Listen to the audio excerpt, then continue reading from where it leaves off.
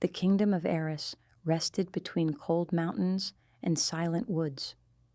Winter never truly left its valleys, and the sky always looked pale, as if the sun feared to stay too long.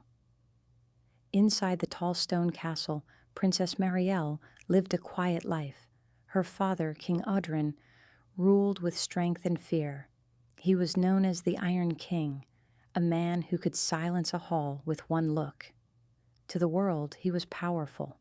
To Mariel, he was only distant. She often stood by her window, watching the stables below. Horses came and went, knights shouted, and guards marched, but her eyes always found one figure among them. A young man, simple in clothes, strong in silence. His name was Eryk. He was the stable boy, but he moved with a calm pride, unlike any servant she had ever seen. He didn't bow too low, didn't speak too much. His hair was dark as night, and when he smiled, it was small. The kind of smile that made her heart feel strange and warm. Mariel had seen him since she was 16, but now, at 19, her heart felt restless. She didn't want fancy banquets or jeweled gifts. She wanted the sound of Eryk's voice when he whispered to the horses, or the way his hands brushed against their coats with care. Each morning, she found new reasons to walk near the stables. She pretended to check on her father's prized white mare, but in truth, she just wanted to see him. One morning, fog covered the courtyard like a soft blanket. Mariel stepped out quietly, wrapped in a gray cloak, her hair hidden beneath its hood. She found Eryk cleaning the saddle of the white mare. "Good morning," she said gently. He turned, surprised, his eyes a deep shade of brown. "Your Highness," he said quickly, setting the saddle aside. "You shouldn't be out here." "It's cold." She smiled a little. "I've seen colder days." He tried to look away, but his lips twitched. Still, a princess shouldn't catch frost. Mariel watched him work. "You speak as if you know what's best for me." "I don't," Eryk said softly, "but I know the wind here bites harder than truth." Mariel laughed quietly. It was the first time she'd laughed all week. "You have a way with words, Eryk." He paused, his hands freezing mid-motion. "Do I?" "You do," she said. "You speak like someone who thinks deeply before he speaks at all." Eryk's eyes lifted to hers, and for a moment something flickered there. Not just surprise, but a strange light, almost red. It was so quick that Mariel thought it must have been her imagination. But that night, she couldn't forget it. Days passed. Mariel kept finding excuses to go back. Sometimes she brought apples for the horses. Sometimes she asked about their training.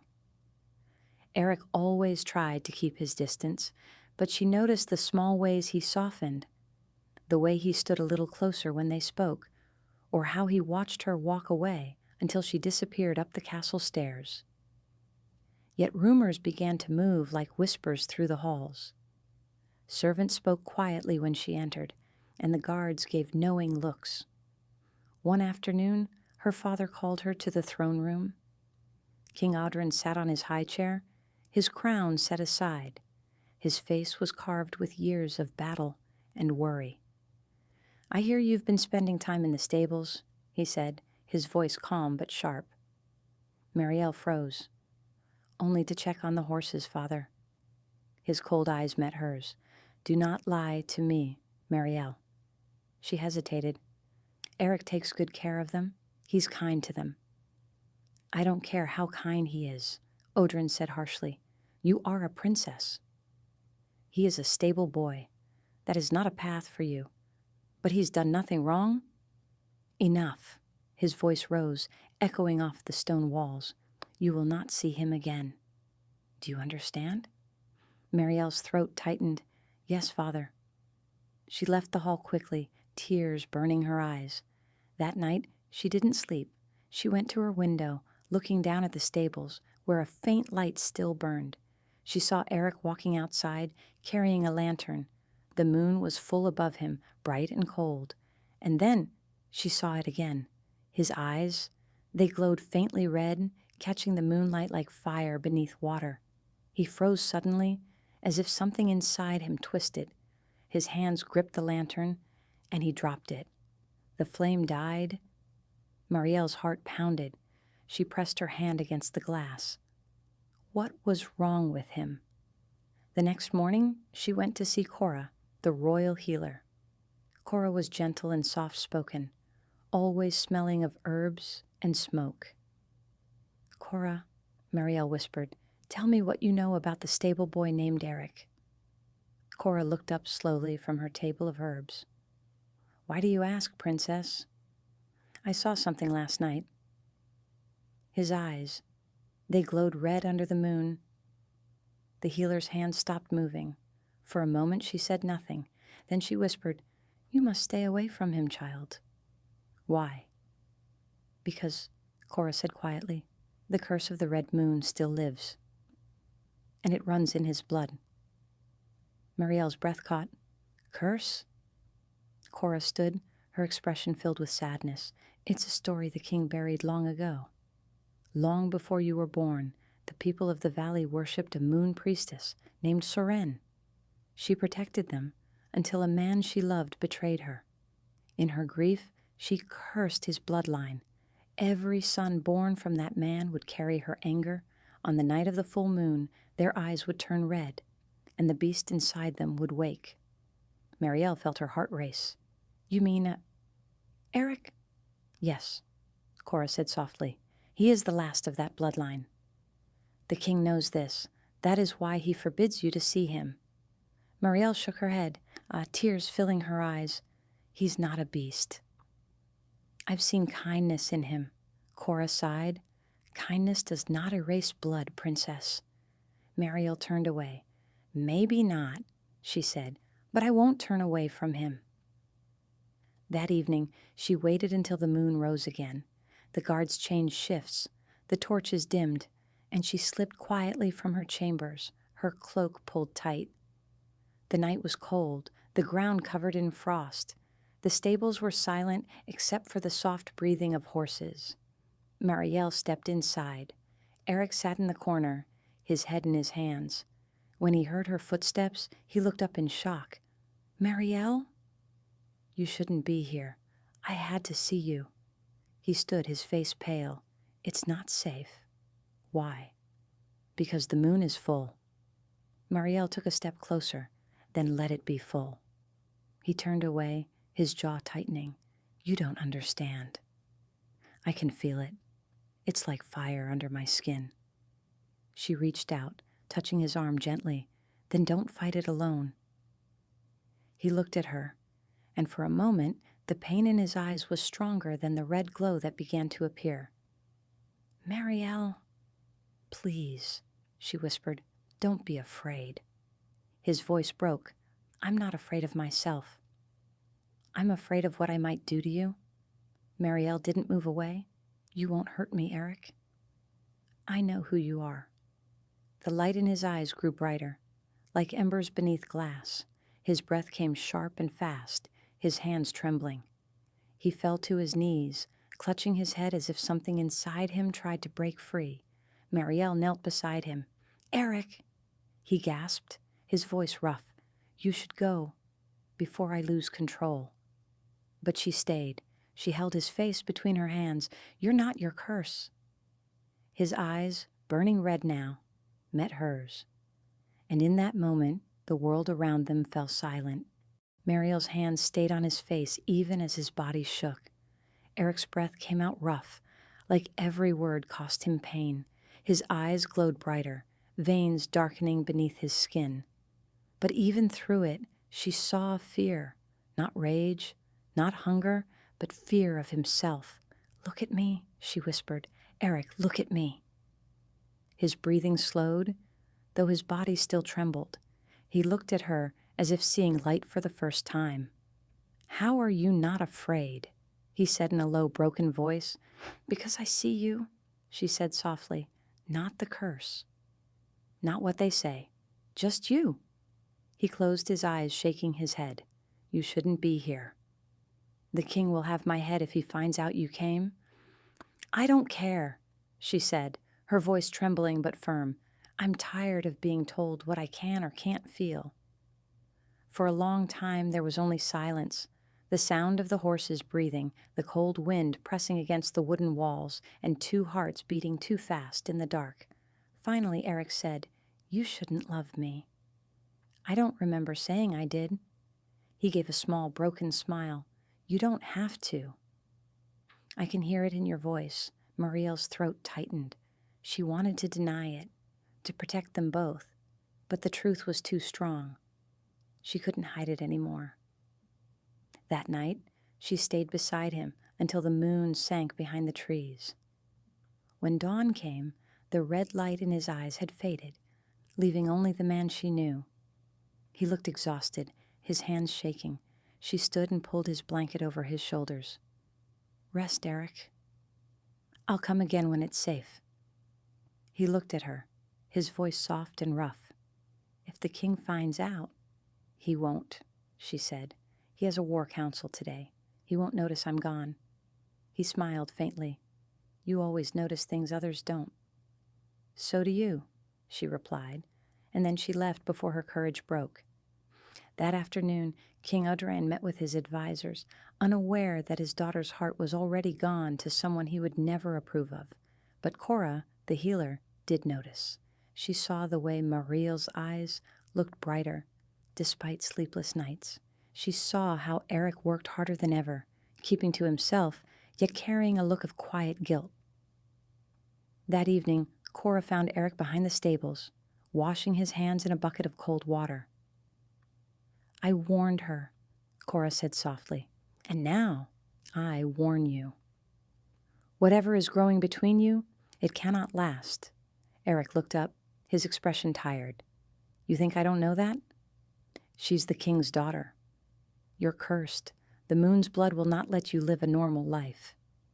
He clenched his jaw. "Then I'll fight it." Cora shook her head sadly. "It's not something you can fight, boy. It's not strength or will. It's blood, and blood always wins." Eryk turned away. "Then I'll find a way to change my blood?" Cora's voice softened. "There's only one person who might know how, the moon priestess, Seren. But she lives beyond the dead marshes. Even if you reach her, she asks for a price no man has ever survived." Eryk's eyes narrowed. "Then I'll pay it." Cora sighed. "You're young and foolish." He gave a faint smile. "Then I'm exactly what she sees in me." 3 nights later, Mariel waited again by the stables. Eryk wasn't there. She asked the other stable hands, but they said he'd left before sunrise with only a horse and a small bag. Fear gripped her chest. She ran to Cora's chamber. "Where is he?" Cora hesitated, then whispered, "He's gone to find Seren." "Why?" "To break his curse." Mariel's heart pounded. "How far is it?" "Too far for a princess to follow." But Mariel was already running. That night, she dressed in dark clothes, took a small dagger and a loaf of bread, and slipped out through the servants' gate. The moon was half full, casting silver over the forest. Eryk rode for 2 days without rest. The trees grew darker, the air colder. He followed the river north, where mist rolled over the marshes like smoke. The stories said no one who entered those lands ever returned the same. But he wasn't afraid. For the first time, he had something to live for, and something worth dying for. By the 3rd night, he reached the marsh. The water was black, the ground soft and strange. He tied his horse to a tree and called out into the fog. "Seren!" His voice echoed. "I've come to break the curse." The mist moved, and then she appeared, an old woman with white hair that floated like threads of moonlight, her eyes glowing faintly blue. "I know why you've come," she said. Her voice was neither kind nor cruel, just ancient. "You wish to kill what you were born with." "I wish to be free," Eryk said, "to live without hurting anyone. Or perhaps," she said slowly, "to love without fear." Eryk swallowed hard. "Yes." Seren stepped closer. her feet never touching the ground. Love can break many chains, but every chain broken must take something in return. Then take it, he said without hesitation. She tilted her head. You don't even know the cost. I don't care. I can't live like this. The priestess raised her hand. You carry the curse of my bloodline. Long ago, your ancestor betrayed me. For generations, I watched his son suffer as he made me suffer. But I see something different in you, Eryk. You don't carry his hatred. Then end it, he said quietly. Her eyes glowed brighter. To end it, the moon must choose another heart in place of yours. Only love strong enough to burn through death can pay that price. Eryk froze. Another heart? Soren nodded. A heart that beats for you. Mariel's face flashed in his mind. He stepped back. No, not her. The priestess smiled faintly. Then, the curse remains. He clenched his fists. There must be another way. There is none. Eryk turned away, pain twisting his chest. Then I'll keep my curse. I'd rather suffer than let her die for me. Soren's eyes softened for a moment. You speak with love, not pride. Perhaps that is the beginning of freedom. But before he could reply, she faded into the fog. Mariel arrived at the marsh 2 days later, exhausted, her cloak torn and her feet bleeding. She stumbled through the mist, calling his name. Eryk, her voice echoed. The wind answered with silence. Finally, she found him kneeling beside the riverbank, his head bowed, his body shaking. Eryk! She ran to him. He looked up, shock written across his face. Mariel? How? What are you doing here? I followed you, she said, tears in her eyes. You shouldn't face this alone. He stood and took her shoulders, his voice rough. You don't understand what's happening. Then make me understand, she said. He looked away, his jaw trembling. She wants a heart for a heart. Yours. For mine. Mariel didn't move. Then let her take it. Eryk's eyes widened. No. I would give anything for you to be free. He shook his head fiercely. Don't say that. She smiled faintly through her tears. I already did. That night, the moon rose full and red. The marsh glowed with pale light. Eryk could feel the fire returning under his skin, stronger than ever. He fell to his knees, gasping. Mariel wrapped her arms around him, whispering, You're not alone. You'll never be alone again. He tried to speak, but the words broke. Mariel, go, please. She held tighter. No. The red light in his eyes grew wild, his body trembling as the curse fought to take him. But instead of fear, Mariel pressed her forehead to his and whispered, If the moon needs a heart, let it take mine. The wind roared through the marsh. The water shimmered like glass. And then, for a moment, everything went still. The red faded from Eryk's eyes. His body relaxed. The curse, the pain, it was gone. But Mariel's body fell silent in his arms. Her chest did not rise. Her skin turned pale as moonlight. Her eyes remained closed, peaceful, as if she were only asleep. Mariel, Eryk whispered, shaking her gently. Mariel, wake up. No answer, only the soft whisper of the wind through the marsh. He pressed his ear to her chest, faint, but there, a slow, steady heartbeat, like the echo of something far away. He breathed out shakily, tears spilling down his face. You're alive, he whispered. You're alive. But she didn't open her eyes. Behind him, the mist stirred. Soren appeared again, her pale form gliding over the dark water. What did you do to her? Eryk shouted, holding Mariel close. The priestess's voice was calm, ancient, unshaken. She gave her heart to the moon. The curse is gone from you because she carries it now. Not in blood, but in dream. Eryk looked at her, trembling. Then wake her. I cannot, Soren said softly. The magic runs deeper than life or death. She sleeps in the moon's shadow now. Only when the moon and the sun touch as one will she awaken. Eryk stared at her, desperate, Tell me when that will be." Seren's eyes glowed faintly blue. When the moon turns white in the daylight sky, a sign that love stronger than blood has called her back. And with that, the priestess vanished once more into the mist, leaving only silence behind. Eryk sat there, holding Mariel in his arms, the night stretching endlessly around them. By dawn, he carried her to his horse, wrapped her in his cloak, and rode back to the kingdom. When he reached the castle gates, the guards froze. They saw the princess, pale and still, in the arms of a stable boy. Within hours, the news spread through every corridor. The princess had fallen under a strange sleep. King Odrin came down to the great hall, his face hard as stone. "What have you done to her?" he demanded, his voice echoing through the chamber.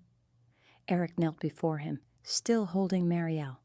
"I saved her life," he said quietly, "but the curse took her instead." The king's eyes burned with rage and grief. "You dare speak of saving her? Look at her. She lies between life and death." Eryk's voice cracked. "I would take her place if I could."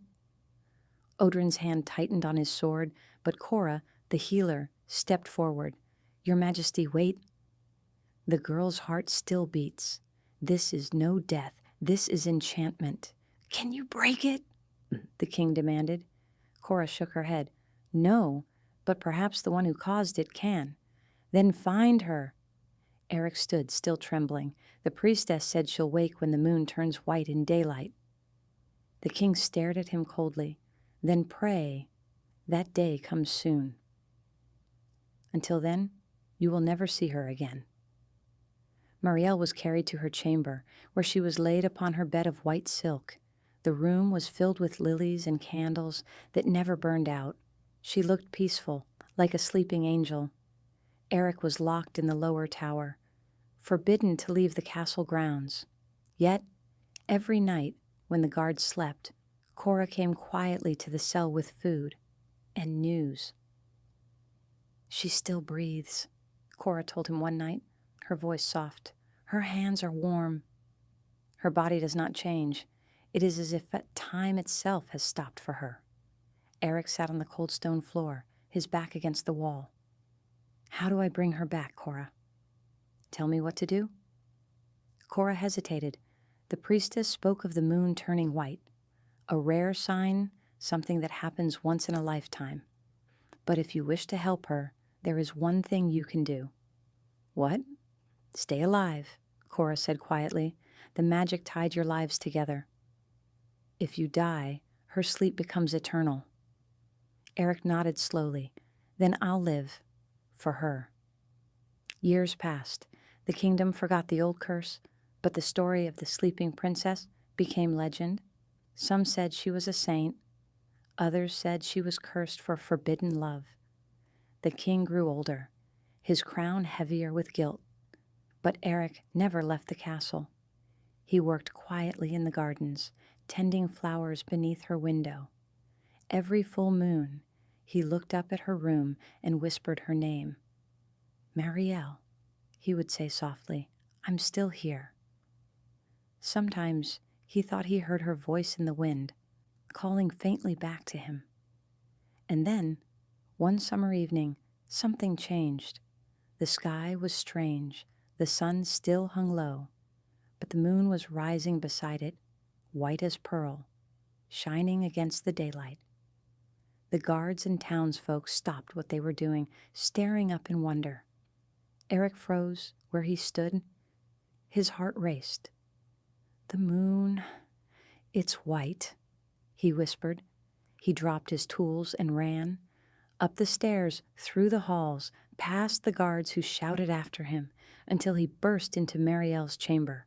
She lay as she always had, still, calm, untouched by time. But the moment the sunlight and moonlight crossed her face, her lips parted slightly. "Mariel," Eryk breathed, falling to his knees beside her bed. Her eyelashes trembled. Slowly, her eyes opened, not clouded, not weak, but alive. "Eryk," she whispered. He let out a broken laugh, tears flooding his eyes. You came back. She looked around, confused, her voice barely a whisper. How long was I asleep? Too long, he said softly, but I never stopped waiting. She smiled faintly. You look older. He laughed again, brushing her hair from her face. And you look just as I remember. For a moment, neither of them spoke. The light of the moon and sun blended through the window, wrapping them both in silver and gold. Mariel reached out, touching his face. You're free now, she said. Eryk shook his head. No, I'm only free when you are beside me. She smiled, her eyes filled with warmth. Then we're both free. Outside, the white moon began to fade, leaving behind a soft glow that lingered over the castle. The air felt lighter, as if the curse had finally lifted from the land itself. From that day, the story of the sleeping heart spread through Eris, of the princess who gave her dreams to save a cursed soul, and the stable boy who waited through the years of silence until love called her back.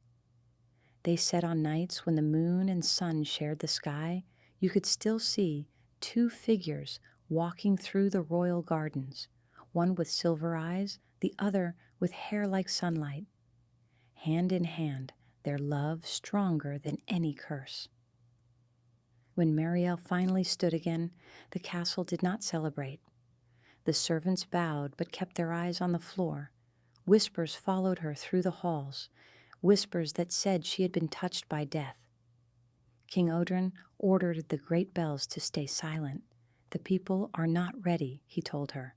They must believe you were only ill. But why hide? Mariel asked quietly. They will learn the truth someday. The truth will turn to fear, the king said, and fear will turn to rebellion. He turned away before she could answer. That night, she found Eryk in the gardens, kneeling by the same white lilies he had planted every year. Moonlight silvered his hair. They won't let me see you, he said, not looking up. I came anyway, Mariel whispered. I couldn't sleep. He smiled faintly. Some things never change. For a while they stood in silence, listening to the wind move through the leaves. Then Mariel spoke again.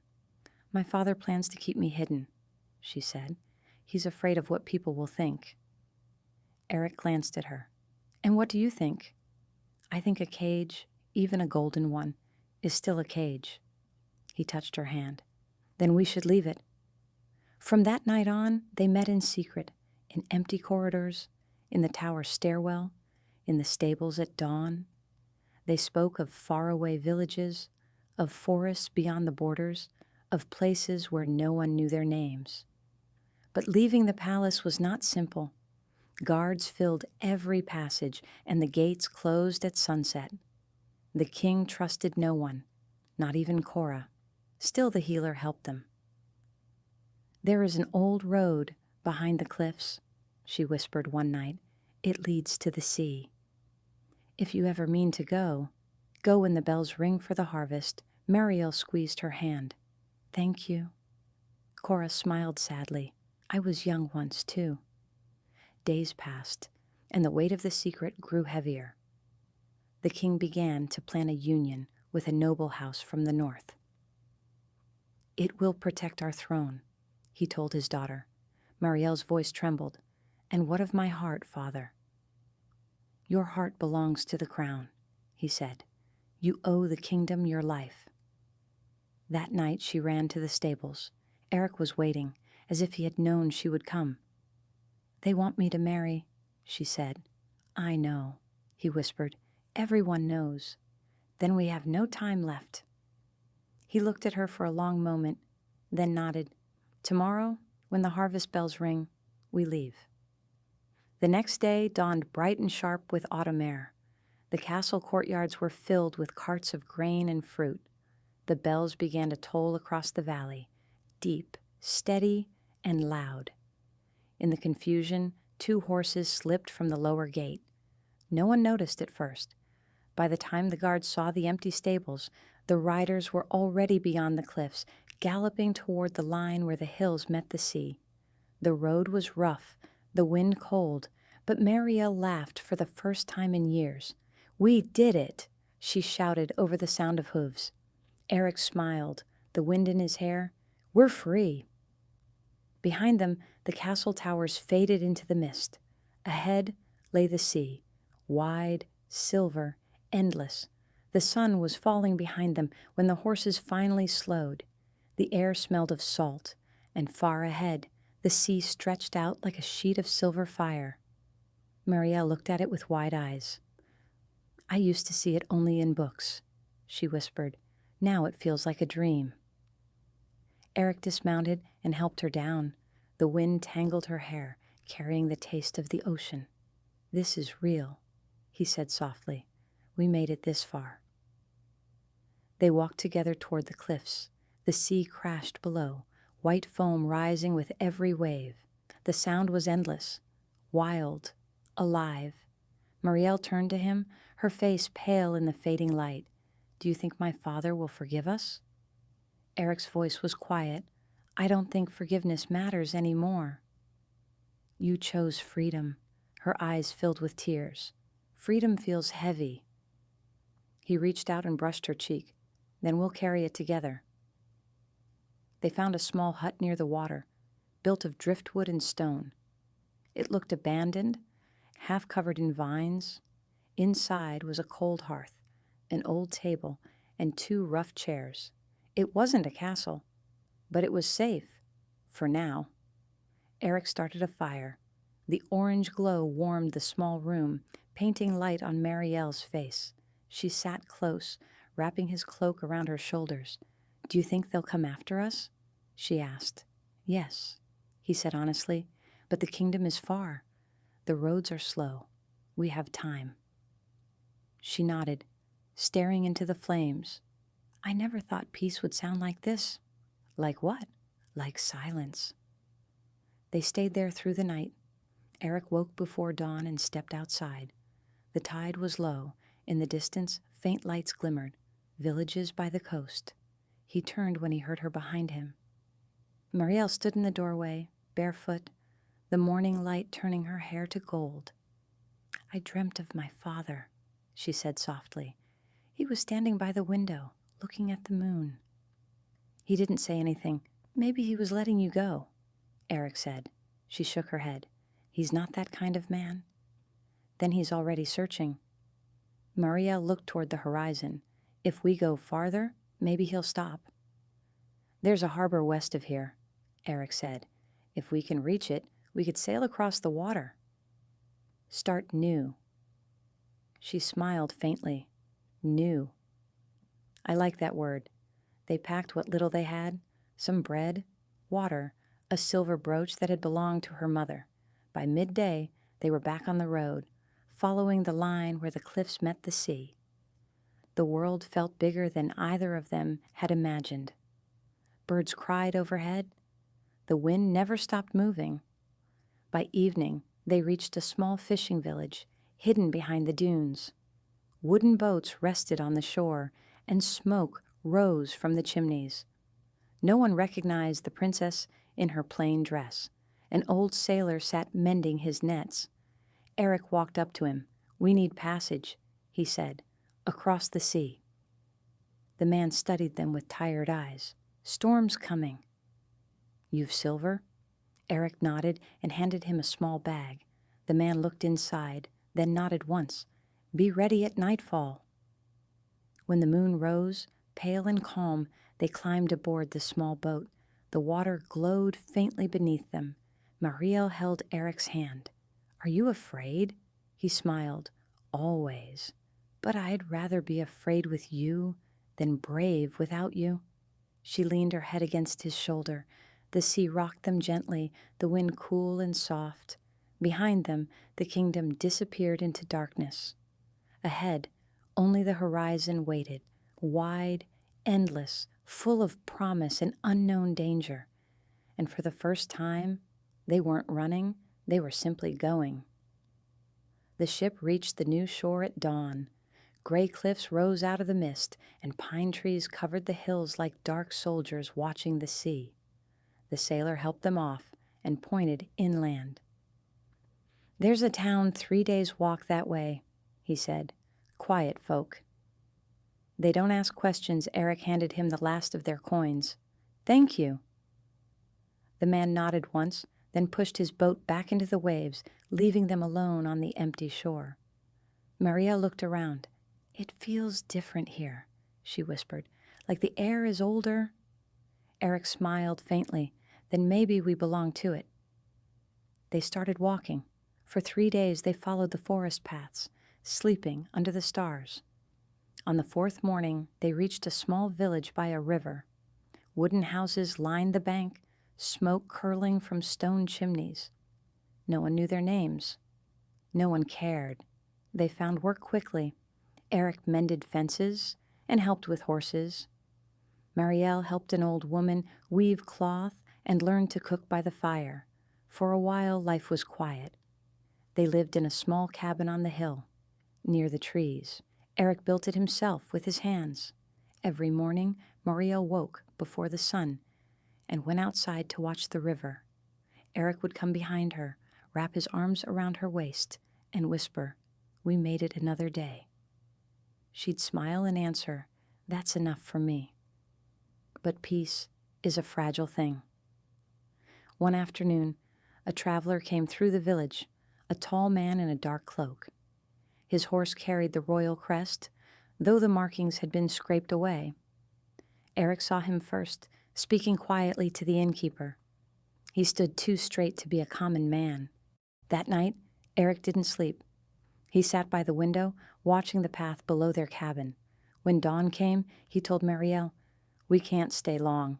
She frowned. "Why?" "What did you see?" "Someone's looking for something." Or someone, her voice dropped to a whisper. "My father?" "I don't know."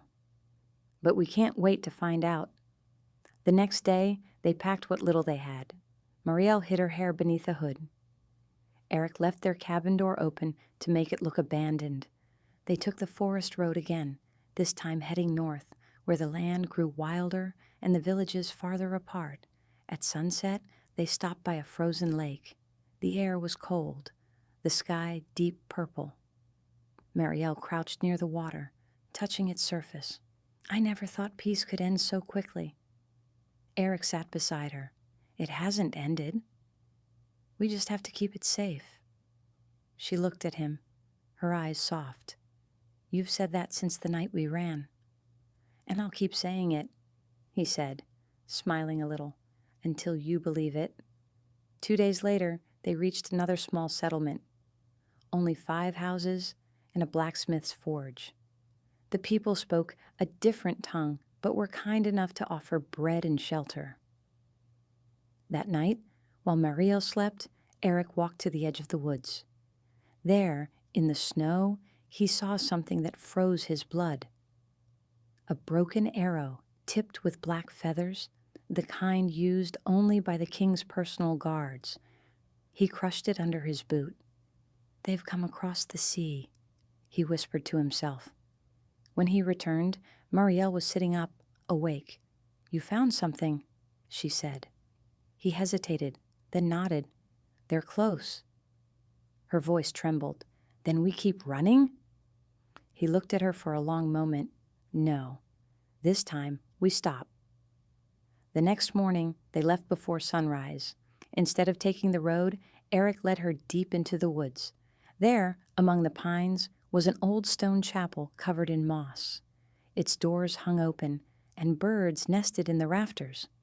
"We'll stay here," he said, "at least until we know what we're facing."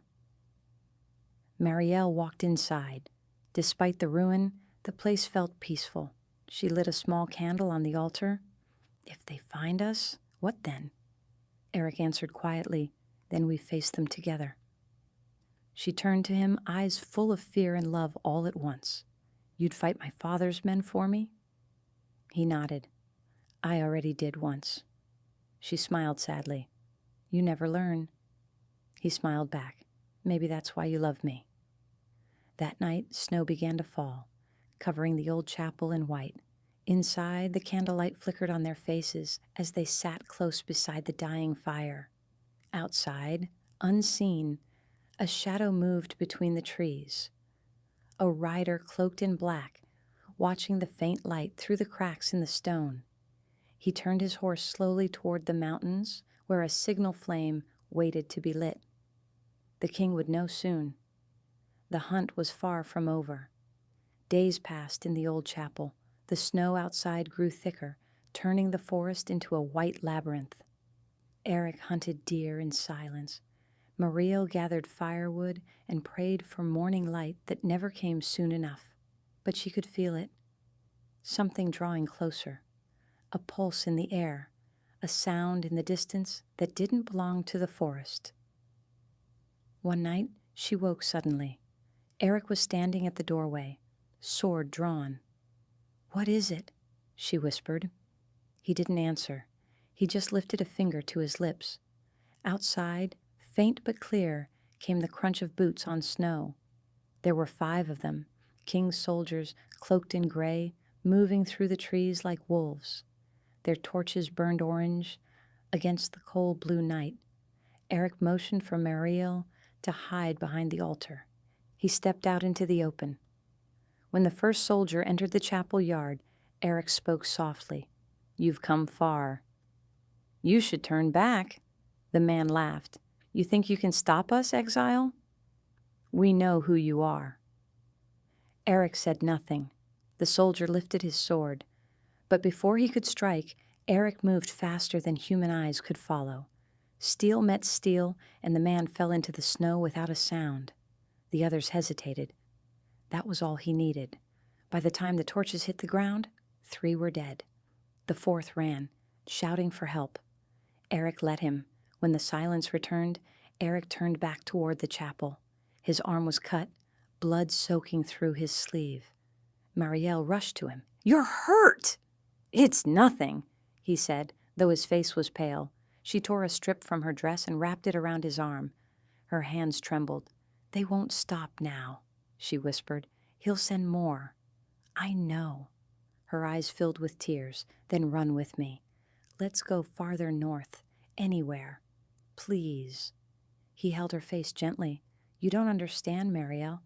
Your father isn't just a man. He's a king who believes he owns everything he's ever touched, even you." She shivered. "Then what do we do?" Eryk's eyes darkened. "We end it." The next morning, smoke rose from the trees beyond the river. The king's banners had arrived. Eryk watched from the hilltop as dozens of riders set up camp in the valley. In the center, a black carriage stood surrounded by guards. He could see the crest clearly this time, a golden serpent coiled around a sword. Mariel's father was here. By nightfall, snow began to fall again. Eryk stood by the broken chapel window, watching the valley below. Mariel came to him, wrapped in his cloak. "He won't stop," she said quietly. "No," Eryk agreed. "He won't." She turned her face toward him. "Then we go to him." He looked at her, startled. "If we keep running, more people will die," she said. "Your blood. My father's soldiers, villagers who never asked for this. It has to end." Eryk hesitated, then nodded slowly. "Then it ends on my terms." The next day, before dawn, they left the chapel and made their way down to the frozen river. The soldiers were asleep in their tents, the camp still quiet. Eryk walked openly, sword at his side. Mariel followed close, her hood drawn low. When the guards finally saw them, it was too late. Eryk disarmed the first 2 before the others even raised their spears. "Take me to your king," he said. The commander hesitated, but obeyed. Inside the great black tent, the king sat at a long table staring into a golden goblet.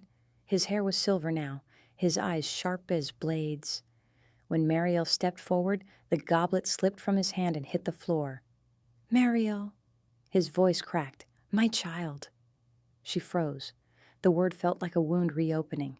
Eryk stood beside her, silent, every muscle ready. The king rose slowly. "You left me no choice," he said. You disgraced our name. You ran away with a traitor." Mariel's voice trembled. "You called him a traitor because he refused to kill for you." The king's eyes burned. He refused his oath. Eryk finally spoke. "I refuse to murder innocent men in your name." "There's a difference," the king sneered. "You think you understand war. You're nothing.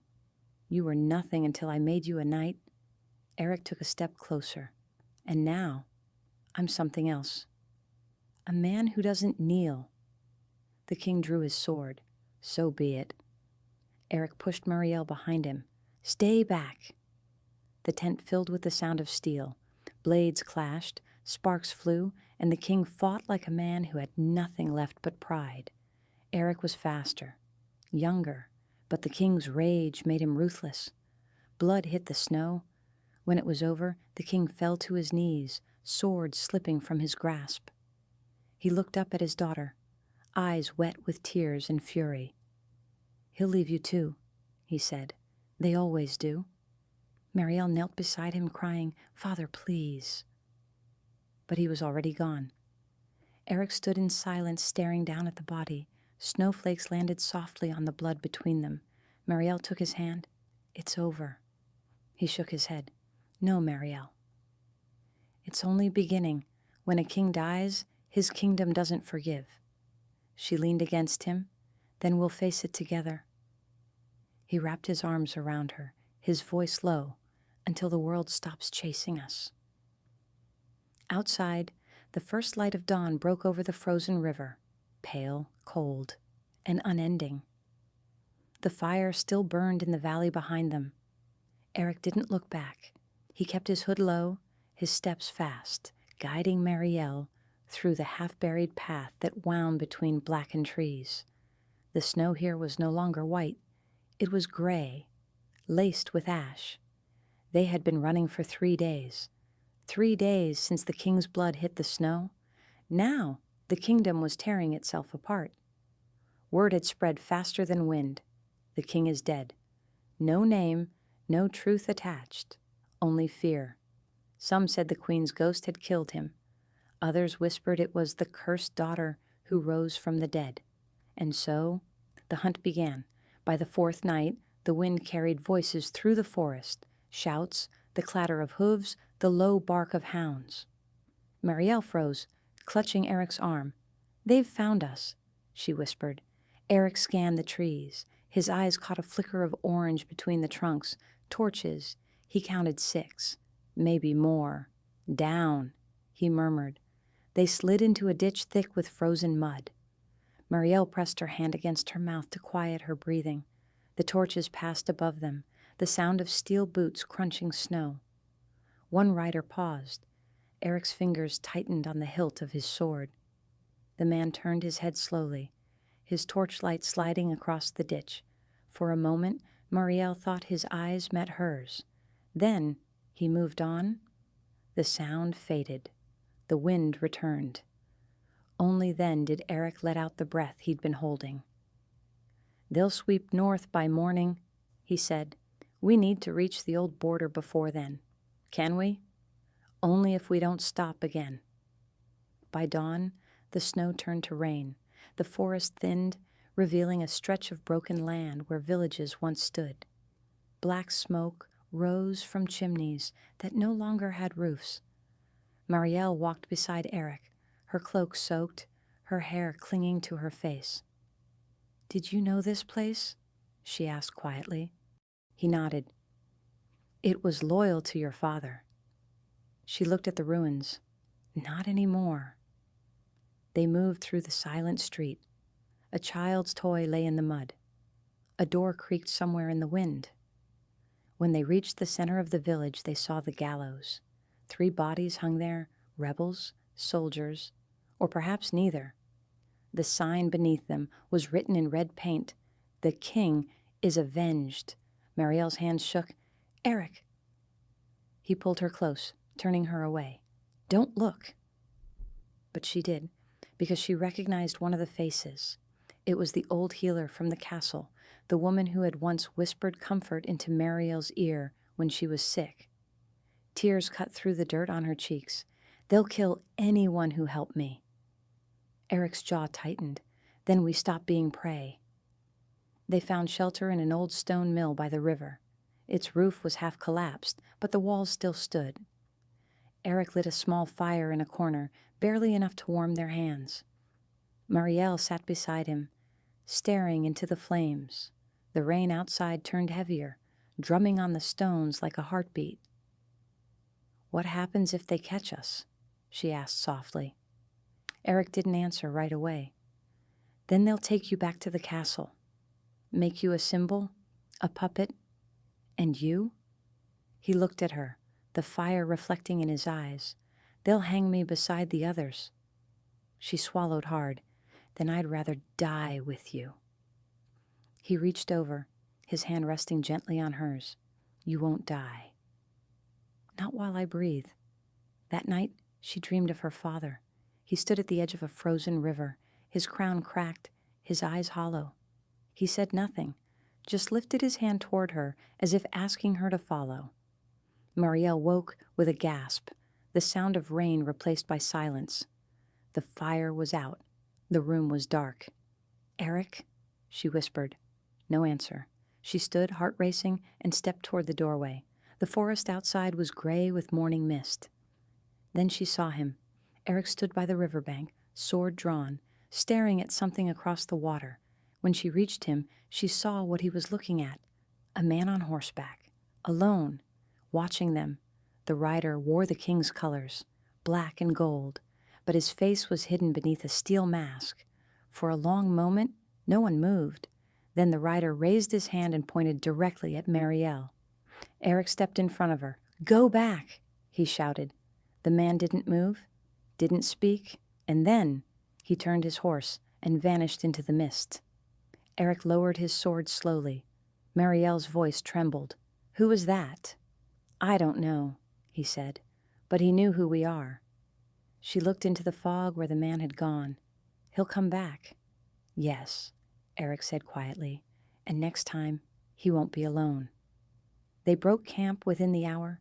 As they moved north, the forest grew darker, the ground steeper. They crossed frozen streams, climbed ridges slick with ice, and followed the thin line of moonlight that led them deeper into nowhere. But the kingdom wouldn't let them go. At night, they saw fires on the horizon, villages burning. During the day, they found tracks in the snow, too many to count. Once, near dusk, they heard a horn in the distance. Eryk froze. "That's not soldiers." "What is it then?" He stared into the trees. "Hunters?" By the next evening, the sound came again, closer. This time, Mariel saw them, men on black horses, faces covered, carrying long spears wrapped in cloth. They moved silently, without banners, without mercy. One of them carried something hanging from his saddle. A crown. "Not soldiers," Eryk said grimly. "Assassins?" Paid by the lords who want the throne, Mariel felt her knees weaken. "Then there's nowhere to run." He looked at her. "There's always somewhere." By midnight, they reached the edge of the northern cliffs. Below them, the sea roared, black and endless. Eryk stopped at the edge, scanning the horizon. "There's an old port beyond those rocks. If we can reach it, we can find a ship. And if we can't?" He smiled faintly. "Then we swim." Mariel tried to laugh, but her voice broke. She looked back at the forest. The torches were coming. Tiny lights weaving between the trees like ghosts. Eryk turned to her. "Stay behind me." No matter what happens, the first arrow hit the snow beside them. Then the night exploded. Arrows hissed through the dark like streaks of fire. Eryk pushed Mariel behind a fallen tree and drew his blade. The clash of steel rang out over the roar of the sea. The assassins came fast, 5 shadows against the snow. Eryk met the first one head-on, his sword cutting through the storm. The second fell to the rocks. The third struck him across the arm, but he didn't stop. Mariel reached for him. "Eryk, please." "Stay down!" he shouted. Another arrow grazed his shoulder. He turned, driving his sword into the last rider's chest. For a heartbeat, there was silence. Only the sea beneath them, restless and dark.